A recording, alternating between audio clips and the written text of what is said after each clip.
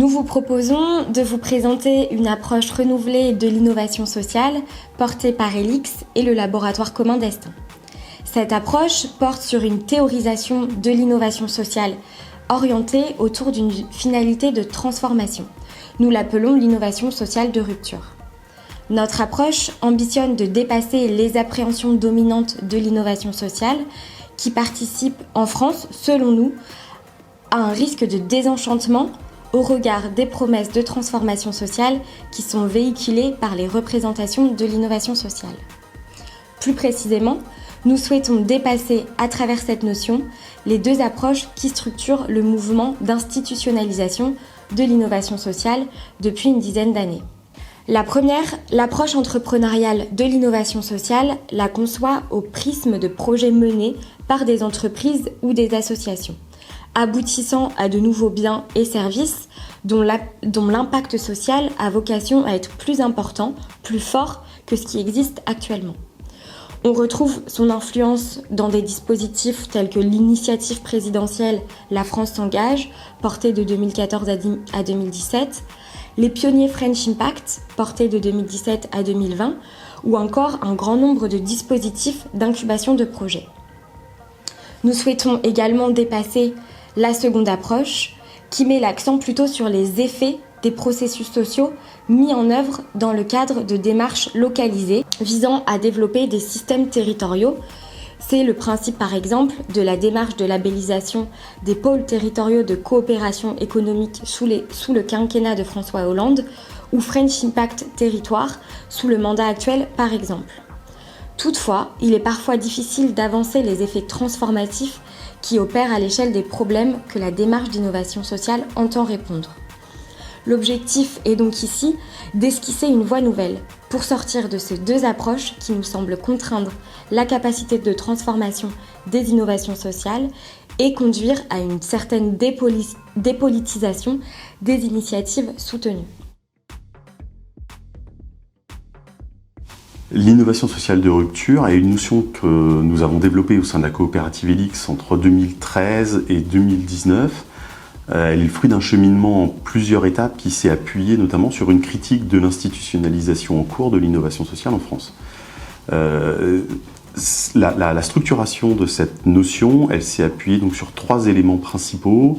Tout d'abord, une critique des grilles de caractérisation de l'innovation sociale, celle du LEST, celle de la VIS ou celle de l'Institut Gaudin, qui ont été développées au début des années 2010 et qui, selon nous, se focalisent davantage sur la nature de l'innovation sociale que sur une approche en termes de mesures. L'idée étant pour nous d'identifier une graduation des effets des démarches d'innovation sociale en focalisant à la fois sur l'ampleur des changements reliés à la démarche, le caractère radicalement nouveau de la manière de penser le problème et d'y répondre, et l'importance du repositionnement des interactions entre les acteurs sociaux engagés dans ces dynamiques d'innovation sociale. Cette approche a donné lieu donc à des tableaux d'indicateurs, une différenciation surtout entre les démarches d'innovation sociale en termes de qualité.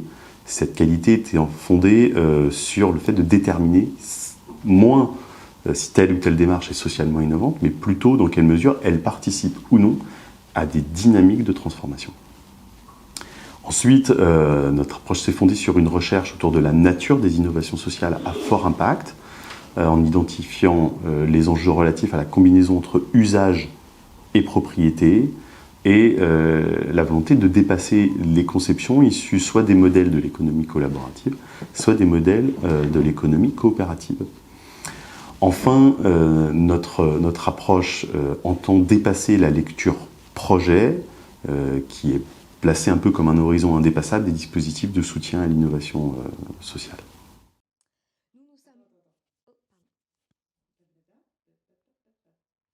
Nous nous sommes principalement inspirés d'une démarche visant à concevoir un idéal type qui se veut utopique et inatteignable par nature, mais qui a l'avantage de faire ressortir les écarts existants entre des objets concrets et l'idéal type en question.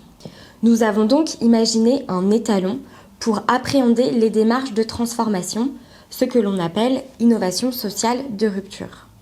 L'enjeu n'est pas de caractériser des innovations en les catégorisant comme étant de rupture ou non, mais de saisir leurs limites et d'identifier les points sur lesquels elles peuvent s'améliorer pour se rapprocher de leurs promesses de transformation sociétale.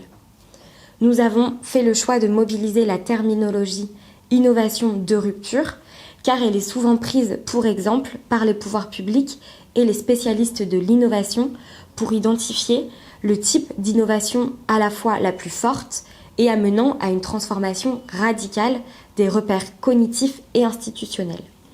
Même si par ailleurs cette typologie d'innovation de rupture est régulièrement critiquée au motif que la démarche est risquée car trop éloignée du marché. Alors, notre approche de l'innovation sociale de rupture, elle insiste principalement sur 4 éléments. Tout d'abord, elle doit être comprise comme étant une réelle dynamique combinant des innovations de nature différente, relevant de services, d'un produit, de politiques publiques, de modèles économiques, de cadres ou de règles juridiques ou de représentations sociales et culturelles. Ces innovations, elles agissent à des niveaux et des échelles différentes, elles résonnent entre elles, et par leur combinaison, elles tendent tous ensemble à apporter une réponse qui est réellement transformatrice. Ensuite, cette pluralité d'innovations ne peut pas relever d'un seul acteur. Elles impliquent nécessairement un cadre de coopération entre des acteurs hétérogènes. Par exemple, des pouvoirs publics, des entreprises, des acteurs de l'économie sociale et solidaire, la société civile, etc. Ces acteurs hétérogènes ont des ressources, des compétences, des pouvoirs qui en réalité sont complémentaires et qui vont pouvoir être mobilisés dans une perspective de dynamique de transformation sociale. En ce sens, notre approche elle disqualifie une approche un peu dominante du porteur projet un peu unique, puisque c'est bien la combinaison de ces acteurs, leurs interactions, qui va fonder une capacité à avoir une vision un peu globale de ces changements. Les innovations sont donc le produit d'une dynamique d'acteurs qui partagent une même finalité et qui acceptent de coporter ces innovations sociales. C'est ce que nous appelons une communauté de destin. Troisième aspect, l'innovation sociale de rupture s'inscrit dans un changement de paradigme, à la fois dans la manière de concevoir le problème sociétal auquel elle s'attaque, et dans la manière d'imaginer, de penser ou d'appréhender les solutions. Elle pose ainsi l'articulation du binôme problème-solution ou enjeu-défi comme un élément inséparable, là où l'analyse que l'on a fait des démarches d'innovation sociale se fonde souvent sur le deuxième, c'est-à-dire plutôt sur la solution et sur la structure ou la personne qui est en capacité de la porter, dans l'idée de pouvoir plutôt re-questionner le premier, c'est-à-dire la problématique, le besoin ou les aspirations qui sont sous-jacentes et qui vont contribuer à construire la solution. Enfin, la dernière dimension porte sur le fait que la mise en place de l'innovation sociale de rupture doit contribuer à l'intérêt général de manière tangible et résolument plus impactante que les solutions déjà existantes. Donc pour résumer rapidement, nous appréhendons l'ISR comme une combinaison d'innovations de différentes natures, portées par des communautés d'acteurs hétérogènes et qui, au travers de la dynamique dans laquelle elles s'insèrent, qu'elles influencent, apportent des solutions réellement novatrices à la transformation de la société et au bénéfice de l'intérêt général.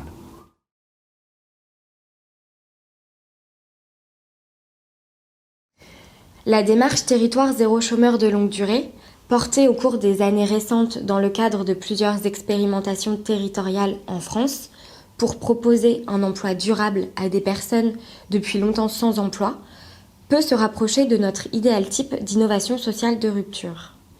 En effet, cette démarche propose un nouveau paradigme en promouvant une nouvelle approche sur l'emploi et le travail, en considérant notamment que ce n'est ni le travail ni l'argent qui manque et que personne n'est inemployable. Ce faisant, elle est venue renverser l'appréhension dominante du chômage de longue durée. À cela s'ajoute l'enchevêtrement de différentes innovations.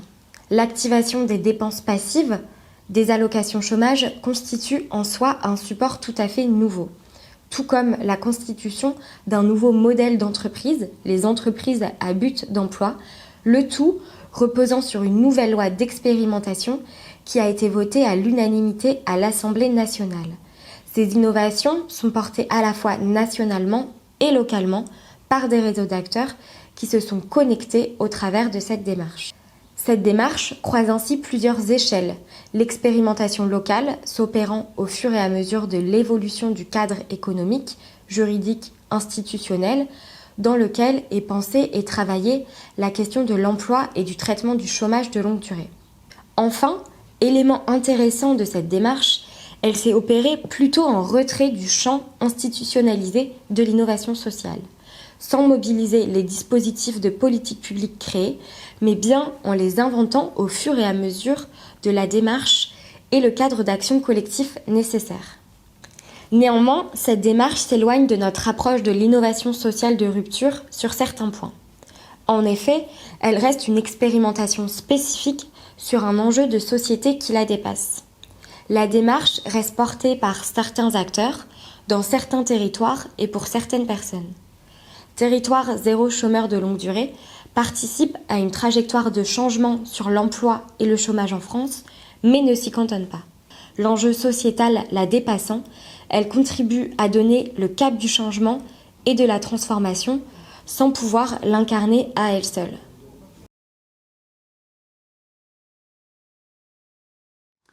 Alors la réflexion sur les innovations sociales de rupture ouvre selon nous plusieurs perspectives intéressantes, tant sur le plan scientifique que sur le plan professionnel.